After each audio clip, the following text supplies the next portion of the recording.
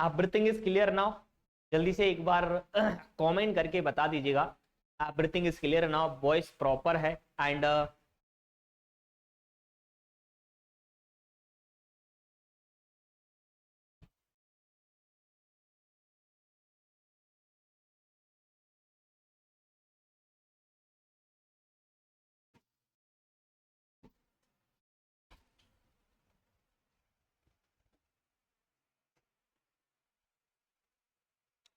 Everything is clear now, voice और audio दोनों clear है क्या? फटाफट से कमेंट सेक्शन में कमेंट कर दीजिएगा। आपको पता है साथियों कि हम एक सेशन सीरीज चला रहे हैं हमारे 12 जुलाई सीपीसीटी एग्जाम के लिए महत्वपूर्ण क्वेश्चंस की। तो ये सीरीज में हम एक और वीडियो के साथ उपस्थित है। ये हमारा 21वां सेशन है, यानी 21वां साथियों हमारा ये सेशन है। इससे पहले हम 20 सेशन कंप्लीट कर चुके हैं और ये 21 वाला हमारा सेशन है। साथियों इस सेशन में आगे बढ़ने से पहले हम आपको बता दें, अभी भी आप चाहते हैं यार अपने एग्जाम की प्रिपरेशन करना, तो 4.0 बैच है, चाहो तो ज्वाइन कर लीजिएगा। और ये एक नोटिफिकेशन आपको पता है कि वैकेंसी आई हुई है जिसमें असिस्टेंट ग्रेड 3 का सीधी भर्ती है सीपीसीटी एग्जाम से। ये मैंने यहाँ पर क्यों लगाया हुआ है, इसलिए लगाया यार जिससे आपको एक मोटिवेशन मिल जाए सीपीसीटी को क्वालिफाई करने का, कि यार सीपीसीटी के एग्जाम से भी सरकारी जॉब लगती है डायरेक्ट, वो भी बिना किसी एग्जाम के। और आप लोगों के लिए आपको पता है यार 7 जुलाई को ये महा मैराथन होने जा रहा है, लगातार 12 घंटे का। कितने बजे से स्टार्ट होगा इसका आपको इंफॉर्मेशन मिल जाएगा, बट इसे सपोर्ट जरूर करिएगा। मुझे आप लोगों का सपोर्ट चाहिए, इसके लेकर कम से कम 200 बच्चे लाइव चाहिए। फटाफट से कमेंट करिएगा, are you ready guys for this amazing session? चलेगा। तो ये हमारा एप्लीकेशन है जहां पर आपको पीडीएफ वगैरह मिल जाते हैं, और ये सोशल मीडिया हैंडल्स है जहां आप हमें फॉलो कर सकते हैं। चलेगा, ये रहा हमारा पहला प्रश्न। जल्दी से बताइएगा साथियों पहले क्वेश्चन को जी। देखिएगा, ये रहा हमारा पहला प्रश्न। लिखा हुआ है यहां पर, लिखा है तब होता है जब, क्या बात लिखी है पहले प्रश्न में, लेकिन तब होता है जब कोई हमलावर किसी ईमेल संदेश का उपयोग करके किसी ईमेल प्राप्तकर्ता की इस प्रकार ठगी करता है कि वह मान ले कि यह ज्ञात तथा विश्वसनीय स्रोत था। साथियों ये प्रश्न हम लोगों ने कल भी सॉल्व कराया था, इसलिए यहां पर ज्यादा चर्चा नहीं करेंगे। पर आप लोगों को ये बात मालूम है, मैंने कल वीडियोस में आपको क्लियर कर दिया था कि स्पूफिंग का मीनिंग क्या होता है। स्पूफिंग का मीनिंग मैंने बताया है। स्पूफिंग का मतलब सिंपल सा होता है आपको धोखा देना, आपको बेवकूफ बनाना, है ना जी। जैसे चीटिंग करना कहने का मतलब होता है, जैसे मान लीजिएगा उत्तम है और मेरे फिंगरप्रिंट लेके कोई और बैंक के अंदर चला जाए, उत्तम बन के मेरा पूरा का पूरा बैंक खाली कर जाए, तो उसे हम बोलेंगे उसे हम बोलते हैं ऑथेंटिकेशन स्पूफिंग। जैसे ही मान लीजिएगा कोई एक ऑथेंटिकेट ईमेल आईडी है और ईमेल आईडी कोई फेक ईमेल आईडी के माध्यम से आपको ईमेल करे और आसानी, जैसे मान लीजिएगा एडवांस कंप्यूटर क्लासेस की ईमेल आईडी आप तक आनी, मेल आना है, और कोई ऐसा बंदा आया जो एडवांस कंप्यूटर क्लासेस नाम की ईमेल का यूज करके आपकी इंफॉर्मेशन ले गया, तो वो हमारा क्या कहलाएगा? ईमेल स्पूफिंग कहलाएगा। और आईपी एड्रेस से जो स्पूफिंग होती है उसे हम क्या बोलते हैं? आईपी स्पूफिंग कहते हैं। ठीक है जी, देखिएगा नेक्स्ट प्रश्न। इंटरनेट उपयोगकर्ता वांछित आईएसपी के से जुड़े हुए होते हैं, है ना। बताओ भाई, इंटरनेट उपयोगकर्ता किससे आईएसपी से जुड़ा होता है? आई थिंक यहाँ पर साथियों गेटवे, ये भी प्रश्न कल हम सॉल्व करा चुके हैं। आई थिंक आज के हाँ जी। लेकिन निम्नलिखित में से कौन सा एक वैध ईमेल एड्रेस नहीं है? फटाफट से बताइएगा, निम्न में से कौन सा एक वैध ईमेल आईडी नहीं होता है ना जी। तो साथियों ये जो है वो एक वैध ईमेल आईडी नहीं है। ठीक है, स्वाभाविक सी बात है, ये प्रश्न थोड़ा सा अलग है, ऐसा नहीं है वही है, इस टाइप का प्रश्न था, बट यहाँ ऑप्शंस अलग दिए हुए हैं। देखिएगा, इनमें से कौन सा एक वैलिड ईमेल आईडी नहीं है? तो सुनो जी साथियों, सुनिएगा, ये वैलिड ईमेल आईडी क्या नहीं है, तो आपको पता होता है, मैंने कल भी इस पर से चर्चा करी थी वैलिड ईमेल आईडी की। कल भी हम लोगों ने चर्चा करी थी, आज भी हम लोग चर्चा कर रहे हैं। जो साथियों हमारा @ दिया होता है,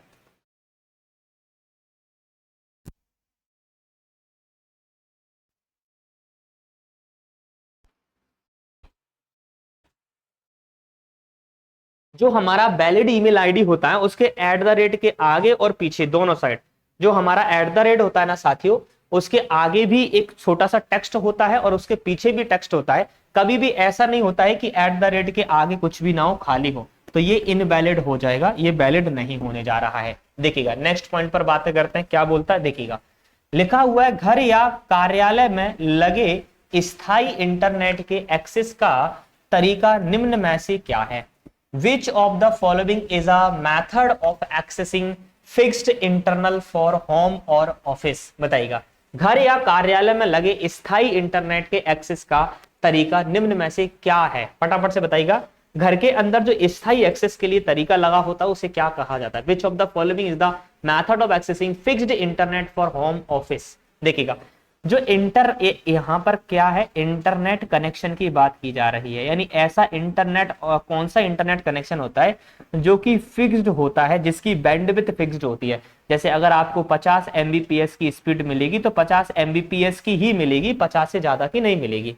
जैसे मान लीजिएगा आपके घर पे इंटरनेट कनेक्शन 100 एमबीपीएस का लगा हुआ है तो आपको 100 एमबीपीएस की बैंडविड्थ ही मिलेगी, इससे ज्यादा 100 एमबीपीएस से ज्यादा बैंडविड्थ आपको नहीं मिलेगी, है ना, ये चीज होती है। तो वो कौन सा इंटरनेट कनेक्शन होता है? वो होता है हमारा डीएसएल इंटरनेट कनेक्शन होता है, डीएसएल, जैसे हम डिजिटल सब्सक्राइबर लाइन कहते हैं। और ये दो प्रकार का होता है, एक एडीएसएल होता है और एक एसडीएसएल होता है, लेकिन ज्यादातर जगह पर कहीं ना कहीं एडीएसएल इंटरनेट कनेक्शन का प्रयोग किया जाता है। क्यों? मतलब एडीएसएल और डीएसएल में अंतर क्या होता है? ऐसा इंटरनेट कनेक्शन जिसकी अपलोडिंग और डाउनलोडिंग अलग अलग होती है, स्पीड अलग अलग होती है, उसे एडीएसएल बोलते हैं। और जिसकी डाउनलोडिंग और अपलोडिंग जो स्पीड होती है वो कहीं ना कहीं एक होती है, साथ ही उसे हम डीएसएल इंटरनेट कनेक्शन कहते हैं। ठीक है, उसे डीएसएल कहते हैं और इसे हम क्या बोलते हैं? एडीएसएल कहते हैं। और इसे साथियों एसडीएसएल, हाँ, इसे एस समान होते हैं, उसे एसडीएसएल कहा जाता है। तो आप लोगों को ये पता होना चाहिए, आप लोगों को ये मालूम होना चाहिए कि हम नॉर्मल इंटरनेट कनेक्शन जो लेते हैं उसमें हम डाउनलोडिंग स्पीड हमें ज्यादा चाहिए होती है, अपलोडिंग आम व्यक्ति करता ही नहीं है, हम जैसे लोगों को अपलोडिंग की आवश्यकता होती है। समझ में आ रही बात? हाँ जी, तो यहाँ पर ADSL asymmetric digital subscriber line correct answer हो जाएगा। फटाफट से जवाब दीजिएगा। आपस में संबंधित सभी वेब पेजों का एक केंद्रीय स्थान निम्न में से कौन सा है? Which of the following is a central location of various web pages that are all related? फटाफट से बताइएगा, है ना, आपस संबंधित वेब पेजों का एक केंद्रीय स्थान, मतलब एक ऐसा केंद्रीय स्थान जहां पर कुछ वेब पेजेस जो होते हैं वो आपस में जुड़े होते हैं, है ना, कुछ जो वेब पेजेस होते हैं वो आपस में कनेक्टेड होते हैं, उसे क्या कहा जाता है ना जी? फटाफट से जवाब दीजिएगा। जी जी, विकल्प भाई एंड साथियों बहुत सही आंसर दे रहे हैं आप लोग। जी जी जी, चलेगा। प्रियंका, देखिएगा तो यहाँ पर बात लिखी हुई है साथियों, एंड वेबसाइट जो है ना जी, सॉरी क्षमा चाहते हैं, यहाँ वेबसाइट को मैं रोक के रख रहा हूँ। वेब ब्राउजर जो है वो तो एप्लीकेशन सॉफ्टवेयर है, ऐसा यहाँ मेंशन नहीं है, आंसर नहीं होगा। वेब होस्ट और सर्च इंजन भी एक सर्च इंजन करता है, सर्चिंग का काम करता है, ये नहीं यानी यहाँ पर वेबसाइट होता है। वेबसाइट का मतलब ही होता है ये वेबसाइट, दो या दो से अधिक वेब पेज जो होते हैं जहां पर स्टोर होते हैं उसी को हम वेबसाइट कहते हैं, है ना, जहां पर वेब पेजेस होते हैं उसे वेबसाइट कहा जाता है। और आपको पता है वेबसाइट का जो फर्स्ट पेज होता है उसे हम क्या बोलते हैं? होम पेज कहते हैं। और होम पेज की डेफिनेशन होती है वेबसाइट का ऐसा पेज जो उस वेबसाइट के बारे में सारी इंफॉर्मेशन अवेलेबल करवाता है। इस प्रकार के पेज को हम क्या बोलते हैं? कहीं ना कहीं साथियों, है ना जी, होम पेज कहते हैं। देखिएगा नेक्स्ट प्रश्न लिखा हुआ है, आपको यह तय करने की सुविधा देता है कि कितने अवैध लॉगिन के बाद खाता लॉक होगा। The allow you to specify how many invalid login can occur before locking the account. मतलब ऐसे कहां से पता होता है, आपको पता चलता है ऐसी कौन सी चीज आपको अलाउ करती है कि अगर आप इतने अटेम्प्ट अगर आप गलत करेंगे, ठीक है, अटेम्प्ट अगर आप गलत करेंगे तो आपका अकाउंट क्या हो जाएगा? लॉक हो जाएगा। जैसे आपने देखा होगा कि आप बैंक के अंदर जो हमारी इंटरनेट बैंकिंग होती है उसमें 3 अटेम्प्ट होते हैं। अगर 3 बार आपने गलत पासवर्ड डाल दिया तो फिर आपका अकाउंट 48 घंटे के लिए लॉक हो जाएगा। ये कौन ऐसी सुविधा आपको देता है कि भाई कितने अटेम्प्ट बाद ये हो जाएगा? हाँ, कितने अटेम्प्ट बाद, मतलब जैसे आप जब भी लॉगिन करते हैं आप तो वहां पर एक मैसेज आ जाता है कि भैया इतने अटेम्प्ट अगर आप करोगे तो ये आपका लॉक हो जाएगा, है ना, इतने अटेम्प्ट बाद। तो ये कौन बताता है आपको? तो ये यहाँ पर बी करेक्ट आंसर है, खाता लॉक आउट थ्रेशोल्ड। यानी खाता लॉक आउट थ्रेशोल्ड वहां पर होता है, थ्रेशोल्ड वहां पर होता है जो क्या करता है? आपको बताता है कि साथियों आप कितनी बार वहां पर लॉगिन कर सकते हैं। अगर इतनी बार से ज्यादा अगर आप लॉगिन करेंगे तो आपका अकाउंट ब्लॉक कर दिया जाएगा। ठीक है, ये चीज वहां पर होती है ना। चलेगा, आगे बढ़ते हैं नेक्स्ट प्रश्न की ओर। लिखा है किसी भी वेबसाइट को नेविगेट करने के लिए उपयोगकर्ता को ब्राउजर विंडो के शीर्ष पर स्थित एड्रेस बार में प्रविष्ट करना होता है। फटाफट से बताइएगा, एड्रेस बार में क्या करना होता है साथियों? प्रविष्ट करना होता है। यानी किसी भी वेबसाइट को नेविगेट करने के लिए उपयोगकर्ता को ब्राउजर विंडो के शीर्ष पर स्थित एड्रेस बार में प्रविष्ट करना होता है। सिंपल सी वाली बात होती है साथियों, वेब ब्राउजर का नेविगेट करने के लिए उपयोगकर्ता के ब्राउजर विंडो के शीर्ष में। देखिएगा, अगर आप किसी भी वेबसाइट को या किसी भी वेब पेज को अगर आप नेविगेट करना चाहते हैं, मतलब चलाना चाहते हैं, तो किसी भी वेबसाइट के जो हमारा जो वेब ब्राउजर होता है उसके ऊपर एक एरिया होता है जहां पर आपको उस वेबसाइट का एक एड्रेस डालना होता है। और जैसे ही आप उस वेबसाइट का एड्रेस डालते हैं और आप एंटर प्रेस करते हैं तो वो वेबसाइट ओपन हो जाती है। इसी को हम क्या बोलते हैं? URL कहते हैं, जिसका फुल फॉर्म होता है यूनिफॉर्म, फटाफट से बताइएगा, यूनिफॉर्म रिसोर्स लोकेटर। ठीक है जी, इसे क्या कहा जाता है? इसे कहा जाता है यूनिफॉर्म रिसोर्स लोकेटर कहा जाता है। ये इसका पूरा नाम होता है, जो आपको याद रखना है साथियों। ठीक है, पीपीटी यहाँ पर पॉइंट टू पॉइंट प्रोटोकॉल होता है, WWW world wide web HTML hyper text markup language होता है। ये बातें आप जानते हैं, कोई इशू नहीं है। देखिएगा, लिखा है with reference to email spam are related with which of the following. यानी ईमेल के संदर्भ में स्पैम निम्नलिखित में से किससे संबंधित है? फटाफट से बताइएगा, ईमेल के अंदर स्पैम किससे संबंधित होता है? फटाफट, स्पैम जो होता है ना वो किससे संबंधित होता है ये आपको यहां पर बताना है। बट ईमेल से संबंधित होता है। बट क्या होता है स्पैम, क्या होता है? तो स्पैम का सिंपल सा मीनिंग होता है ईमेल के अंदर साथियों, एंड मतलब अनवांटेड मेल। क्या होता है? अगर कभी प्रश्न में आपको दिखाई दे रहा है अनवांटेड मेल, अनवांटेड, ठीक है, अनवांटेड मतलब अनचाही। ठीक है, जो अनचाही मेल आपके पास आती हैं उन्हें हम स्पैम कहते हैं। ठीक है, अवांछित संदेश यानी अनवांटेड मैसेज, इन्हें स्पैम कहा जाता है। सिंपल सी वाली बात है। देखिएगा नेक्स्ट प्रश्न, कंपनी ए इंटरनेट का उपयोग करके कंपनी बी को माल बेच रही है, वह किस प्रकार का ई कॉमर्स कर रही है? मतलब कंपनी ए कंपनी है, इंटरनेट का यूज करके वो बी कंपनी को बेच रही है, यानी कंपनी से कंपनी, कंपनी टू कंपनी चल रहा है। ठीक है, कंपनी टू कंपनी चल रहा है, मतलब आपका कंपनी टू कंपनी मतलब होता है बिजनेस टू बिजनेस होगा। B2B उसे कहा जाता है, बिजनेस टू बिजनेस बोला जाता है, क्योंकि एक कंपनी भी बिजनेस कर रही है और दूसरी कंपनी भी उससे बिजनेस करेगी। देखो कैसे पता किया जाता है कि बिजनेस टू बिजनेस ये चल रहा है। देखिएगा साथियों, ये जो हमारी कंपनी है और बी हमारी कंपनी है। अब ए वाली कंपनी से बी वाली कंपनी ने कोई प्रोडक्ट खरीदा।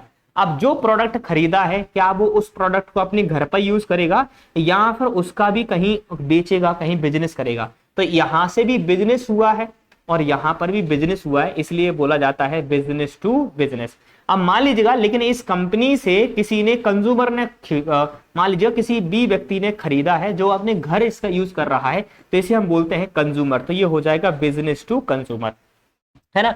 एक्चुअली में हमारे ई कॉमर्स के अंदर एक आता है B2B, बिजनेस टू बिजनेस, जो आपको समझ में आ गया। एक कंपनी से दूसरी कंपनी में माल जाता है, बिजनेस टू बिजनेस होता है। ठीक है, देखिएगा दूसरी वाली बात यहां आता है, एक होता है बिजनेस टू कंज्यूमर। अब क्या कर रहा है, कोई कंज्यूमर जो है वो डायरेक्ट कंपनी से खरीद रहा है, that is business to consumer. और एक होता है C2C, मतलब कंज्यूमर टू कंज्यूमर, मतलब कोई ऐसा व्यक्ति है जो उसका ने किसी प्रोडक्ट को कंज्यूम कर लिया, अब वो उसे किसी और को बेच रहा है ना, किसी और को बेच रहा है। तो कंज्यूम टू कंज्यूम, जैसे OLX जो है ना, वो कहीं ना कहीं हमारा C2C के अंतर्गत आ जाता है। ठीक है, इसे ई कॉमर्स कहा जाता है, जैसे इलेक्ट्रॉनिक कॉमर्स कहते हैं। देखिएगा मोजुलर फायरफॉक्स, यार आपको पता है मोजुलर फायरफॉक्स क्या होता है? मोजुलर फायरफॉक्स जो है वो एक ब्राउजर है ना, जिसे हम क्या बोलते हैं, एक वेब ब्राउजर कहते हैं। जैसे कि आपने देखा होगा क्रोम एक वेब ब्राउजर है ना। कंपाइलर, आपको कंपाइलर, इंटरप्रेटर, ये सारे ट्रांसलेटर होते हैं, आप लोगों को पता है इनके बारे में, है ना। चलेगा नेक्स्ट प्रश्न, निम्नलिखित में से कौन सा वेबसाइट के मुख्य पृष्ठ का नाम है जहां विजिटर्स को साइट पर अन्य पृष्ठों के लिए हाइपरलिंक मिल सकते हैं? अभी हाल ही में मैंने डिस्कस करा था, अभी हाल ही में मैंने वेबसाइट का, जो हमारा वेबसाइट होती है उसके एक पेज के बारे में बताया था कि वेबसाइट का ऐसा पेज जो उसके बारे में सारी इंफॉर्मेशन देता है, वेबसाइट का ऐसा पेज जो उस वेबसाइट के बारे में सारी इंफॉर्मेशन देता है, यानी उस वेबसाइट से संबंधित जितने भी वेब पेजेस होते हैं वो सारे वेब पेजेस की लिंक वहां आपको मिल जाती है। वो पेज कौन सा होता है मैंने अभी हाल ही में बताया, फटाफट से कमेंट करिएगा साथियों। हाँ जी, और आप लोग सही आंसर भी दे रहे हैं। उसे हम क्या बोलते हैं, होम पेज कहते हैं, और इसे फर्स्ट पेज भी कहा जाता है ना जी, इसे फर्स्ट पेज भी कहा जाता है। होम पेज भी आप इसे बोल सकते हैं और साथ ही इसे आप फर्स्ट पेज भी बोल सकते हैं। चलेगा, नेक्स्ट प्रश्न लिखा है एफटीपी क्लाइंट से एफटीपी सर्वर में फाइलें स्थानांतरित करने की प्रक्रिया को कहा जाता है। फटाफट से बताइएगा, एफटीपी में एफटीपी सर्वर में फाइलों को स्थानांतरित करने की प्रक्रिया क्या कहलाती है? The process of transfer file from the FTP client to FTP server. देखिएगा एक्चुअली क्या है साथियों, एक हमारा सर्वर है और सर्वर से हम क्या कर रहे हैं, क्लाइंट से, जो क्लाइंट है उससे सर्वर के लिए कोई फाइलें भेज रहे हैं, और साथियों क्लाइंट से सर्वर के पास कुछ भेजना क्या कहलाता है, अपलोडिंग कहलाता है ना जी। अगर आप क्लाइंट से सर्वर के पास कुछ भेज रहे हैं तो उसे हम क्या बोलते हैं, अपलोडिंग कहते हैं। और साथियों अगर आप, सिंपल सी वाली बात है, अगर आप सर्वर से क्लाइंट के पास कुछ प्राप्त कर रहे हो तो उसे हम क्या बोलते हैं, डाउनलोडिंग कहते हैं, है ना। सर्वर से आप क्लाइंट के पास प्राप्त कर रहे हो तो अपलोडिंग कहलाता है, और सर्वर से अगर आप क्लाइंट को दे रहे हो तो उसे हम डाउनलोडिंग कहते हैं। बट यहाँ आंसर जो है वो अपलोडिंग सही आंसर होगा। देखिएगा नेक्स्ट प्रश्न स्क्रीन पर आ जाओ, लिखा हुआ है का उपयोग कर इंटरनेट पर बैंकिंग की सेवाओं का उपयोग करके उपयोगकर्ता यूटिलिटी बिलों का भुगतान करने के लिए किया जाता है। यूज टू पे utility bills using a banking service over the internet. भाई देखिएगा, इंटरनेट की मदद से जब आप बैंकिंग सुविधा के अनुसार आप अपने बिल्स को पे करते हैं तो सर्विस को क्या कहा जाता है? उसे लोकल बैंकिंग कहते हैं, इंटरनेट बैंकिंग कहते हैं, रूरल बैंकिंग कहते हैं, अर्बन बैंकिंग कहते हैं। तो साथियों ये जो बैंकिंग, देखो बिल जमा करना, पैसा इधर उधर करना क्या कहलाता है, बैंकिंग। बट ये बैंकिंग कर किसके माध्यम रहे से हैं, इंटरनेट के माध्यम से, जिसे हम इंटरनेट बैंकिंग कहते हैं, है ना। आजकल मोबाइल बैंकिंग भी आ गया है, इंटरनेट बैंकिंग भी आ गया है, बहुत प्रकार के बैंकिंग आ गए आजकल। यूपीआई के माध्यम से आपको पता है आप कहीं भी पैसे ट्रांसफर कर सकते हैं। यूपीआई का पूरा नाम आपको पता ना होगा, जो भीम पर रजिस्टर होता है, जिसे भारत इंटरफेस फॉर मनी कहते हैं। यूपीआई के माध्यम से आप एक दिन में 24 घंटे में 1 लाख रुपए तक ट्रांसफर कर सकते हैं। लेकिन अगर आपकी कोई संस्था है, आप कोई हॉस्पिटल है, अगर आपकी कोई ट्रस्ट है, कोई स्कूल है, तो आप 25 लाख तक रुपए 24 घंटे में ट्रांसफर कर सकते हैं, है ना। लेकिन आम व्यक्ति 1 लाख तक कर सकता है। अच्छा, इंटरनेट पर एक या अधिक कंप्यूटरों के बीच फाइलें विनिमय करने का सबसे सरल और आसान तरीका है। फटाफट से बताइएगा, है ना। लिखा हुआ इंटरनेट पर अगर आप इधर उधर फाइलों को भेजना चाहते हैं, इधर उधर करना चाहते हैं, तो सबसे आसान तरीका क्या होता है, तो वो एफटीपी होता है। अगर इसी प्रश्न के अंदर ईमेल वर्ड दे दिया जाता कि ईमेल के अंदर इधर उधर आप फाइलें भेजना चाहते हैं तो किसका यूज होता है, तो वो एसएमटीपी का यूज होगा, है ना। और ऐसा प्रश्न कल भी आया था आपके, मैंने कल भी सॉल्व कराया था। आज थोड़ा और मैंने कल समझाया भी था, अगर भाई साहब वहां ईमेल नहीं हुआ तो वहां एफटीपी भी सही आंसर हो सकता है, वहां एचटीटीपी भी सही आंसर हो सकता है, बट टीएफटीपी भी सही आंसर हो सकता है। बट यहाँ ऑप्शन जो है एफटीपी का दिया हुआ है, इसलिए हम लोग एफटीपी पर फोकस करेंगे। देखिएगा, और ये नेक्स्ट क्वेश्चन और आज का लास्ट प्रश्न है। आज साथियों हम 15 ही प्रश्न सॉल्व करेंगे। निम्न में से कौन सा शब्द इंटरनेट से संबंधित नहीं है? फटाफट से बताइएगा, निम्न में से कौन सा जो शब्द होता है वो इंटरनेट से संबंधित नहीं है, ये बताना है। जल्दी बताइएगा साथियों। हाँ जी, क्या वो यहाँ ब्राउजर नहीं होता है, क्या यूआरएल नहीं होता है, क्या सर्च इंजन नहीं होता है, या फिर यहाँ आइडेंटिटी रूलर नहीं होता? देखो जी, वेब ब्राउजर जो है इंटरनेट से संबंधित है, यूआरएल इंटरनेट से संबंधित है, सर्च इंजन भी इंटरनेट से संबंधित है, यानी ये इंटरनेट से संबंधित नहीं होता है। ठीक है जी, तो ये थे हमारे आज के प्रश्न 15 ये प्रश्न थे साथियों।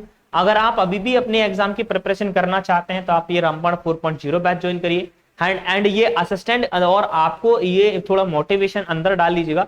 ऐसा नहीं है कि सिर्फ आपको अपना एग्जाम क्वालिफाई करना है सीपीसीटी, नहीं यार, इसमें भी आपको मार्क्स ज्यादा लेकर आने। क्यों? क्योंकि ये कारण आप लोगों के सामने है। ठीक है, चलेगा। और ये इसी आपके नंबर बढ़ाने के लिए, इसी चीज की हेल्प करने के लिए मैं चाहता हूं यार आपकी जॉब लगे ही सीपीसीटी के डिप्लोमा से, बिना कोई एग्जाम दिए। तो साथियों आपको ये महा मैराथन जरूर ज्वाइन करना है 7 तारीख को, और इसको थोड़ा सपोर्ट करना है, ज्यादा से ज्यादा साथियों के साथ इसे आपको शेयर करना है ताकि ज्यादा से ज्यादा साथी हमारे इसे ज्वाइन कर सके। मिलता आपका भाई साथियों कल इसी समय पर। एंड अगर आप इसकी पीडीएफ चाहते हैं तो ये एप्लीकेशन इंस्टॉल करिए। एंड यहाँ अगर आप साथियों इंस्टाग्राम पर पीडीएफ चाहते हैं तो आप मुझे इंस्टाग्राम पर भी फॉलो कर सकते हैं।